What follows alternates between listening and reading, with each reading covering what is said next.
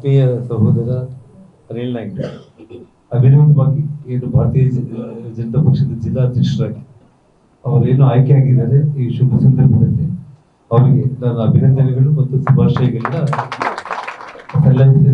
ಇವತ್ತೇನು ಸಲ್ಲಿಸೋದ್ರ ಜೊತೆಗೆ ಖಂಡಿತವಾಗ್ಲೂ ಕೂಡ ಇವತ್ತು ನಮ್ಮ ಮಸೂದಿನ ಅವರು ಕೇಳಿದ ಪ್ರಶ್ನೆಗೆ 100ಕ್ಕೆ 100 ಅನಿಲ್ ನಾಯ್ಡು ಅವರ ನೇತೃತ್ವದಲ್ಲಿ ನಾವೆಲ್ಲರೂ ಕೂಡ ಜೊತೆಗೂಡಿ ಒಗ್ಗೂಡಿ ಏನೇ ಸಣ್ಣ ಪುಟ್ಟ ವೈಮನಸ್ಸುಗಳು ಇದ್ರೂ ಕೂಡ ಅದೆಲ್ಲದನ್ನು ಕೂಡ ಬದಿಗಿಟ್ಟು 100ಕ್ಕೆ 100 ಭಾರತೀಯ ಜನತಾ ಪಕ್ಷ ಬಳ್ಳಾರಿಯಲ್ಲಿ 5ಕ್ಕೆ 5 ಬಹಳ ದೊಡ್ಡ ಪ್ರಮಾಣದ ಮೆಜಾರಿಟಿಯಲ್ಲಿ ಗೆಲ್ಲುವುದರಲ್ಲಿ ಅನುಮಾನನೇ ಇಟ್ಕೊಳ್ಳಿಕ್ಕೆ ಹೋಗ್ಬೇಡಿ.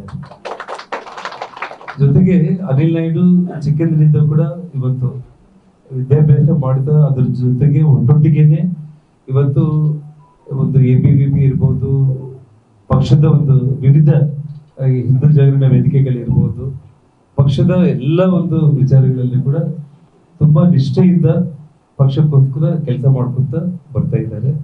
ಖಂಡಿತವಾಗ್ಲೂ ಕೂಡ ಎಲ್ಲರನ್ನ ಕೂಡ ಕರೆದೊಯ್ಸ್ಕೊಂಡ್ಬಿಟ್ಟು ಎಲ್ಲರನ್ನ ಒಗ್ಗೂಡಿಸ್ಕೊಂಡು ಹೋಗುವಂತ ಒಂದು ಒಳ್ಳೆ ಮನಸ್ಥಿತಿ, ಯಾವುದೇ ಒಂದು ಸ್ವಾರ್ಥ ಅನ್ನೋದು ಅನಿಲ್ ನಾಯ್ಡಲ್ಲಿ ನಾವು ಯಾವತ್ತೂ ಕೂಡ ಕಂಡಿಲ್ಲ. ಹಾಗಾಗಿ ಪಕ್ಷದ ಒಂದು ಬೆಳವಣಿಗೆಗೋಸ್ಕರ ಪಕ್ಷದ ನಿಷ್ಠೆಯಾಗಿ ಪಕ್ಷಕ್ಕೋಸ್ಕರ ಅವರು ದುಡಿತಾರೆ ಅನ್ನೋದ್ರಲ್ಲಿ ಯಾವುದೇ ಒಂದು ಸಂಶಯ ಇಲ್ಲ. ಹಾಗಾಗಿ ಅವ್ರ ನೇತೃತ್ವದಲ್ಲಿ ನಾವೆಲ್ಲರೂ ಕೂಡ ಬಳ್ಳಾರಿ ಜಿಲ್ಲೆಯಲ್ಲಿ 5ಕ್ಕೆ 5 ಶಾಸಕರನ್ನು ಕೂಡ ಗೆಲ್ಸ್ಕೊಂಡು ಬರೋಣ.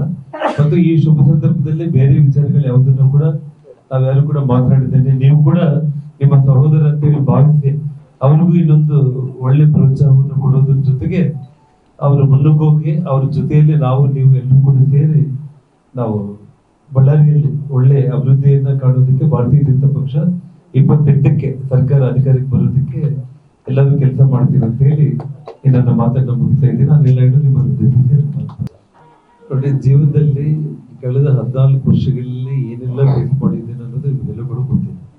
ಸೊ ಅದ್ಯಾವುದನ್ನು ಕೂಡ ನಾನು ಅದ್ರ ಬಗ್ಗೆ ಯೋಚನೆ ಮಾಡೋಕೆ ಹೋಗಿಲ್ಲ. ನಾನು ಒಂದು ಇಲ್ಲಿ ನೊಂದ ಮನಸ್ಕರು ಅಂತೇಳಿ ನಾನು ನಿನ್ನೆ ಕೂಡ ನಾನು ನೋಡ್ತಾ ಇದ್ದೆ.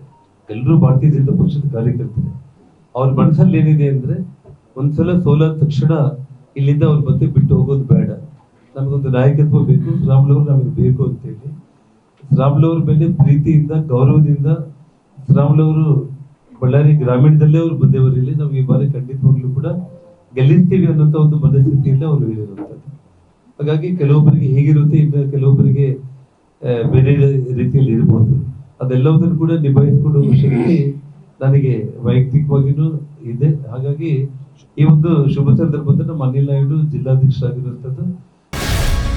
ಗ್ಯಾರಂಟಿ ನ್ಯೂಸ್, ಸುದ್ದಿ ಖಚಿತ, ನ್ಯಾಯ ನಿಶ್ಚಿತ.